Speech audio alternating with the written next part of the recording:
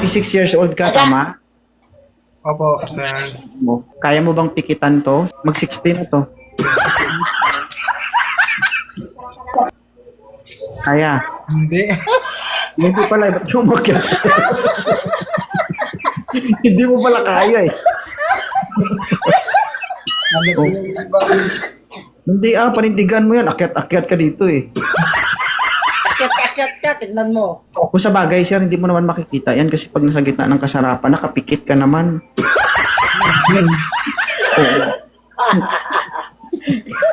Grabe sis. Paglabas siya ng kwarto, hindi na makalakad. ilang taon ka na po, ma'am? 59. 59 lang naman. 59?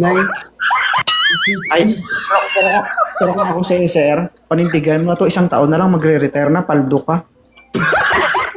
Paldo ka, maging pensyonada ka. Kaedad mo lang yung anak ko, bunso, ay na. Ayaw mo nun, ma'am?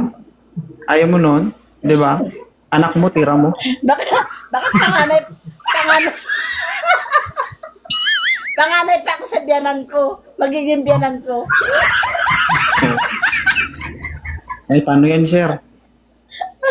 Anong gagawin natin? Gusto mo mag-request, di ba? O, ayan na, panindigan mo yan. Hindi mo naman mabubuntis yun. Sabi mo sa nanay mo, pakasalan mo ako. Oo. Ma'am, kailan po nawala yung partner mo? 2019. Oh, sir, namatay na yung partner niya. Gusto mo sumunod? Ayaw eh. Ha? Ikaw, bata ka pa. Pag-desisyon ko ng mayos. Bata pa ako, dito pwede sumunod. Oo, huwag kang maghanap kung hindi ka desidido. Kasi pag... Gusto mo sumunod, paldo-paldo ka naman. Marami kang benefits. Pwede rin. Pwede na.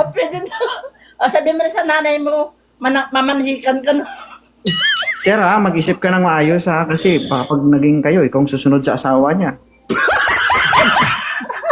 Grabe ka naman, sir. Oo. Pag niligawan mo to, pumunta ka sa bahay niya habang magkasama kayo. Taga saan ka ba? Host, Katabi. tanungin mo taga saan siya. Sir, Ay, naku, Diyos ko, Lord, ang layo-layo mo. Sasabihin ako kay Sir, tignan natin kung desidido. Sir, pag naging kayo, tapos pinuntahan mo to sa bahay niya, magkatabi kayo, katabi mo rin yung kabaong mo. Grabe naman kasi, sir. Hindi pa nga kami nagsama eh. Ang ganda ka ng kwarto namin, may aircon na kaagad, di ba? Oo, di ba? Sir, namatay po siya rin sa akin niya sa lamig. Mansion pa yung bahay ko, tingnan mo, paldo-paldo ka talaga. Ano, sir? Okay lang to si madam? Pass muna.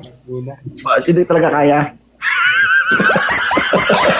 Tita ko na yan eh. Tita niya ako. What is it nag-request?